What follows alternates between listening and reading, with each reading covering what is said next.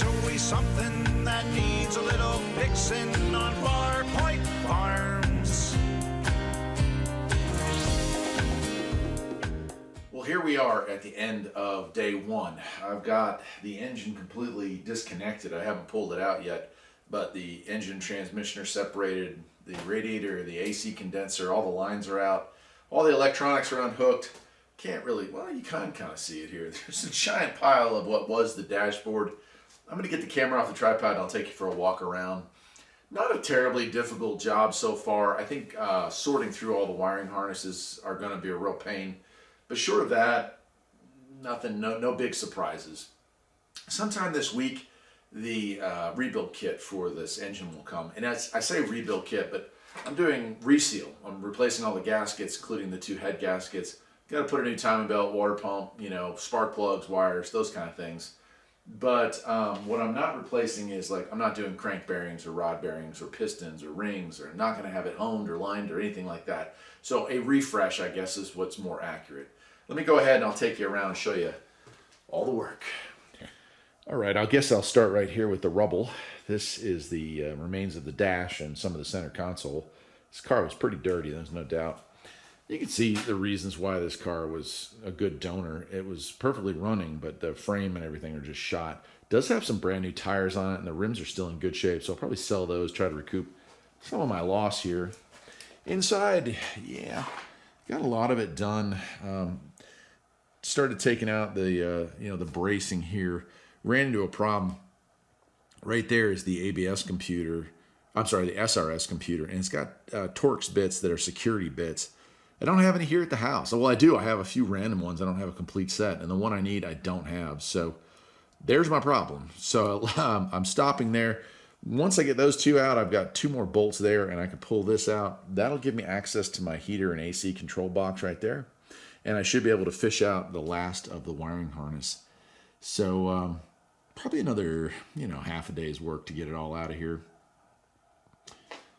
All right, now we move around to the front here, and I'll show you. Here is the engine, and it's pretty well separated from everything. I've got 1 bolt right about there holding things in.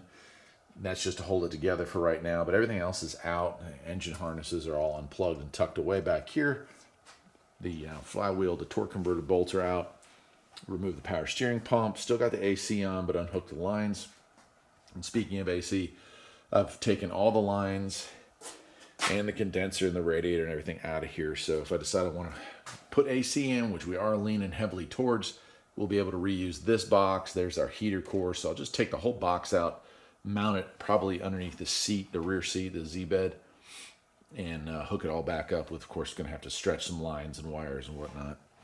Over on this side, it's the same. I also took out the headlights. So again, we're going to try to recoup some of our losses here.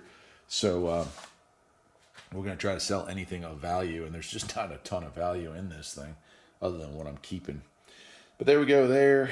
The other side of the engine, all the hoses, fuel lines, vacuum lines, everything's disconnected, and it's ready to come out.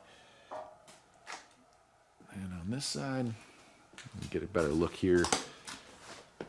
The only wires I've cut are airbag wires, just because, we're not going to be reinstalling any kind of airbags, but you can see we've got everything pretty close to done. I just don't want to yank or tug on anything until I get that center bar out of there.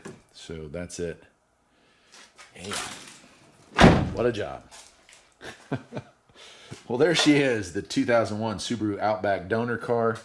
And hey, let's take a walk outside real quick before we wrap it up, and I'll show you the cleaning that we've been doing to the bus. All right, here's the bus, and it's cold, man. It's like 35 right now. But we did get the water out, we got it thawed out, and so we started cleaning out all the rust that was built up in there. And look at the side here, man. Like, the before and after of this is pretty amazing. No surprises except for one. We knew we had, some rot down here, which isn't terrible, just that one corner piece, really. And the top's cleaning up pretty nicely as well, but there was some body damage that I guess this was all like covered in mold and fuzz and stuff. But right there's a minor dent, and it's kind of an odd spot to straighten out.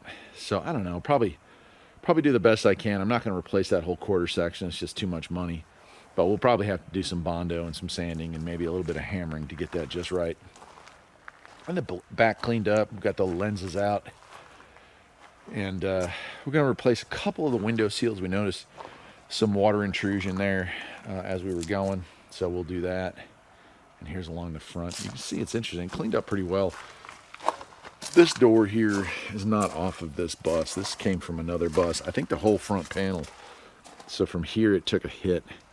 And this have been replaced. You can see the Bondo where they melded the two pieces together. And so not a problem. Like, I don't care. This is not a...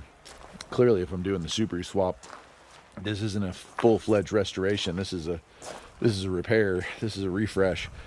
And so I don't care that it's not original, but it's a good starting place. Also, I don't know if you can tell in this video, but those tires are really low, and that is so it fits underneath that door, because with that top on there, it's pretty darn close. We didn't want to scratch or crack that fiberglass, so we put this in here and let a little air out of the tires just to be sure that she'd fit through there. But I guess that'll do it for today. Another quick update on the progress we are making with the bus restoration. And, you know, soon, here we are in March, soon the weather will change and we'll be able to get this thing outside more often and get some sanding done.